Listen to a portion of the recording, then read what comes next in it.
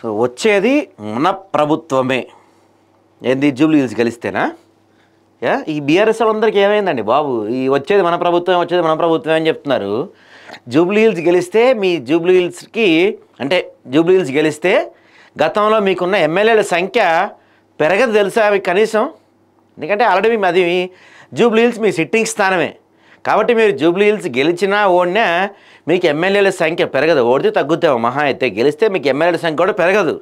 కానీ మొన్న కేటీఆర్ చెప్తున్నాడు, ఇప్పుడు ఈయన కేసీఆర్ చెప్తున్నాడు వచ్చేది మన ప్రభుత్వమే అంట. జూబ్లీ హిల్స్ గెలిస్తేనే ప్రభుత్వం వచ్చేస్తుందా? ఏం మాట్లాడుతున్నారో ఏందో సార్ పాపం. బీఆర్ఎస్ ఎక్కడా అని ప్రజలు వెతుకుతుండ్రు, ఎందుకు కనపడితే కొడతానిక. జూబ్లీ హిల్స్లో 12,000 మెజార్టీతో గెలుస్తున్నాం. జూబ్లీ హిల్స్ కార్పొరేట్ ఎలక్షన్స్లోనే ఎమ్మెల్యే ఎలక్షన్స్లోనే అనేది మరి ఇక్కడ మెన్షన్ చేయలేదు పాపం. సునీతని గెలిపించడానికి అందరూ కష్టపడాలి, మీరు మాత్రం కష్టపడవసరం లేదు. హైదరాబాద్ ప్రజల విజ్ఞతకి ఎన్నిక ఒక పరీక్ష. వీళ్ళు ప్రతిసారి ఈ కేసీఆర్ కానీ కేటీఆర్ కానీ వీళ్ళంతా ఏదో జనాలను ఆడిపోసుకుంటారు ఏందండి. వాళ్ళు ఓడిపోయినప్పుడు కూడా మీ వల్లే ఓడిపోయాం, మీరే అంటే మీ అహంకారం, మీ యొక్క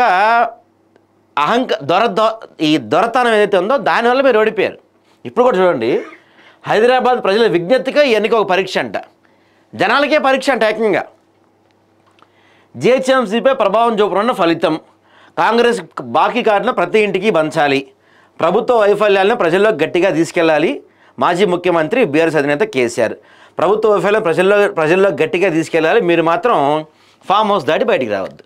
అంతేగా, మీరు మాత్రం ఫామ్ హౌస్ దాటి బయటికి రావద్దు, అక్కడే ఉండాలి మీరు మాత్రం. నమ్మించి మోసం చేసిన కాంగ్రెస్ ప్రభుత్వ దోపిడీ పాలనతో ఇప్పటికే రాష్ట్రం గొల్లగొల్లైంది. ఏంది 10 ఏళ్ళు మీరు చేసిన గొల్ల కన్నా ఎక్కువ గొల్లైందా? 10 ఏళ్ళు మీరు చేసిన గొల్ల కన్నా ఇప్పుడు ఇంకెక్కువేం గొల్లలేదు నాకు తెలిసి. ఇక జూబ్లీ హిల్స్లో తన అభ్యర్థిగా కాంగ్రెస్ పార్టీ ఒక రౌడీ షీటర్ నిలబెట్టి హైదరాబాద్ ప్రజల విజ్ఞతకు కఠిన పరీక్ష పెట్టింది. విఘ్నులైన జూబ్లీ హిల్స్ ప్రజలు కాంగ్రెస్ పార్టీ నిలబెట్టిన రౌడీ షీటర్ ఫ్యామిలీ నుంచి వచ్చిన అభ్యర్థిని చిత్తుగా ఓడించి జూబ్లీ హిల్స్ గౌరవాన్ని హైదరాబాద్లో శాంతి భద్రతలను కాపాడుకుంటారని విశ్వసిస్తున్నా. ఏమండి మాజీ ముఖ్యమంత్రి గారు, మీకు ఆ మాత్రం కూడా ఒకప్పుడు కాస్తన్నా అరే పాపం పెద్ద మనిషి, ఇంకా జ్ఞానం ఉంది, సరే తెలంగాణ ఆగమాగం చేసినా, తెలంగాణని గాయగత్తర్ లేపినా, తెలంగాణని మొత్తం దోచుకొని తిన్నా కొంచెం పెద్ద మనిషి కదా అని ఒక గౌరవం మీ మీద ఉండింది మొన్నటి వరకు. కానీ వేరే పార్టీ నుంచి ఉన్న వ్యక్తిని అలా రౌడీ షీటర్ అని చెప్పి మాట్లాడటం, మీరు ఇంతకన్నా ఇక దిగజారేమో బహుశా.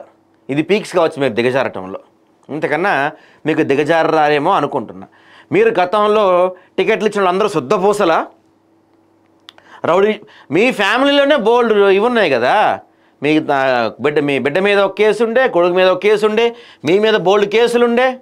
మరి మీరు కూడా రౌడీ షీటర్లేనా? వేరే పార్టీ అభ్యర్థిని రౌడీ షీటర్ అని చెప్పి మాట్లాడుతున్నారు కదా. మీ పార్టీ నుంచి మొన్న మీరు ఇచ్చిన 119 మంది స్థానాలు అందరూ శుద్ధపూసలా? అందరూ ఒక్కడి మీద కూడా రౌడీ షీట్ లేదా? ఇలా వేరే పార్టీ అభ్యర్థులు రౌడీ షీటర్ అని చెప్పి మాట్లాడతాం ఎంతవరకు కరెక్ట్? అది కూడా ఒక బీసీ అభ్యర్థి, ఆయన నవీన్ యాదవ్ బీసీ అభ్యర్థి. బీసీలపై ప్రేమ పొంగి పొలుతా ఉందని చెప్తారు మీరు మాటలకి, కానీ మీ పార్టీ అభ్యర్థులు మాత్రం బీసీలు నుంచోబెట్టరు. వేరే పార్టీ వాళ్ళు బీసీలు నుంచోబెడితే వాళ్ళని మాత్రం ఇలాంటి మాటలు, ఏది రౌడీ షీటర్ ఇట్లాంటివి మాట్లాడతారు.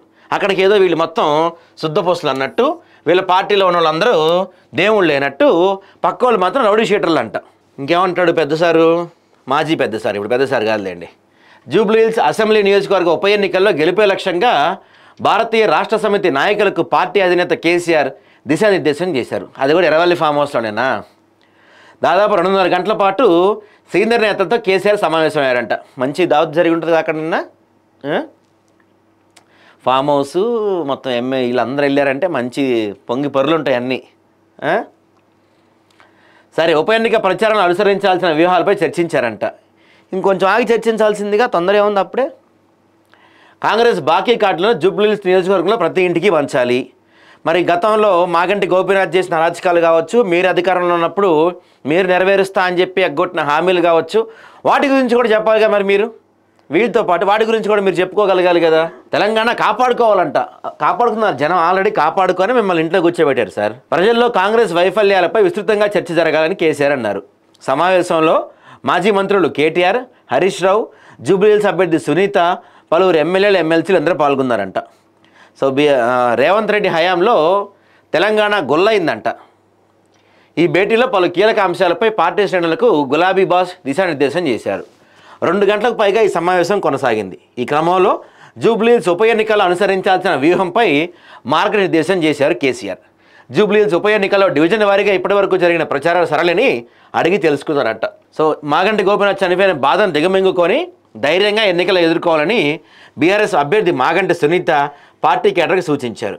వాళ్ళు ధైర్యంగా వెళ్తారు, మీరు మాత్రం చాలా జాగ్రత్తగా ఫామ్ హౌస్లో కూర్చోండి. మీరు బయటకు వచ్చి ధైర్యం చేయకండి. అసెంబ్లీ అయినా బయటికి రావద్దు, ఇంకేదన్నా బయటికి రావద్దు. మీరు మాత్రం జాగ్రత్తగా ఫామ్ హౌస్లో కూర్చోండి. మీ పార్టీ శ్రేణులు మాత్రం ధైర్యంగా ముందుకెళ్తారు. ఏదో సినిమాలో ఉంటుంది, ఆడెవడైతే నువ్వు ఎందుకు రా, నువ్వు వెళ్ళు, నీ వెనక నేనున్నా అని చెప్పి అంటాడు చూసారా, అట్లా అనిపిస్తూ ఉంది ఎందుకో కేసీఆర్ చెప్తున్న మాటలు. ఉప ఎన్నికల్లో బీఆర్ఎస్ను భారీ మెజార్టీతో గెలిపిస్తుందని ధీమా వ్యక్తం చేశారంట. మరి ఒకవేళ భారీ మెజారిటీ వద్దు, చీప్లో కనీసం ఒక 100 ఓట్ల తేడాతో మీరు గెలవగలుగుతారా? 100 కూడా వద్దండి, 10 ఓట్ల తేడాతో మీరు గెలిచే దమ్ము ఉందా మీకు? జూబ్లీహిల్స్లో నేను సవాల్ చేస్తున్నా.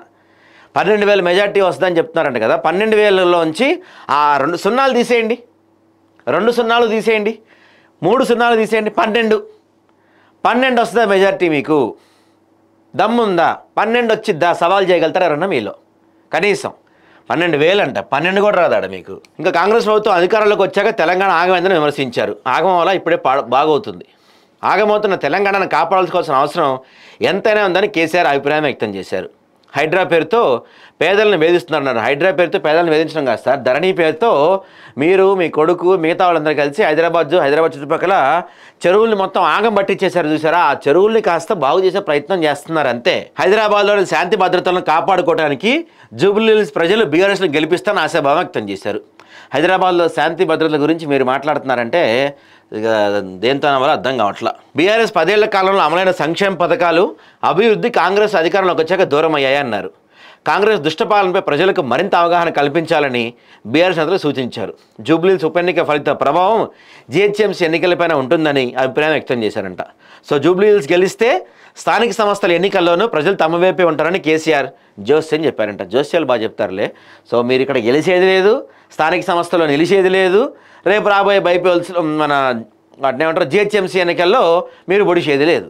ఖచ్చితంగా మీరు 12,000 మెజార్టీ అంటున్నారు, నేను సవాల్ చేస్తున్నా, 12,000 అవసరంలా, 12 ఓట్ల తడితే గెలవండి చాలు మీకు దమ్ముంటే, 12 ఓట్లు చాలు గెలవండి చాలు మీకు దమ్ముంటే. పాపం ఇంకా ఊహల్లో ఉన్నట్టున్నారు సారు, ఎవరైనా చెప్పండి, పగలైంది లేవండి, కొంచెం తట్టండి, దిగిందో లేదో మరి. ఆ మత్తులో మాట్లాడుతున్నాం, మీరు చెప్పట్లేదా సార్కి ఎప్పటికప్పుడు అప్డేట్స్? ఏం లేదు సార్, బయట మన పార్టీ మొత్తం గొల్లైపోయింది, 10-11 ఏళ్లలో మనం దోచుకుంది మొత్తం ప్రజలు కనిపెట్టేశారు, మనం కనపడితే కొట్టేట్టుందని చెప్పండి సార్కి. పాపం ఆయన ఏమో ఫామ్ హౌస్ దాటి బయటికి వెళ్తాడు కదా, ఆయన తెలవకపోవచ్చు ఇట్లాంటివన్నీ మీరన్నా చెప్పాలి కదా.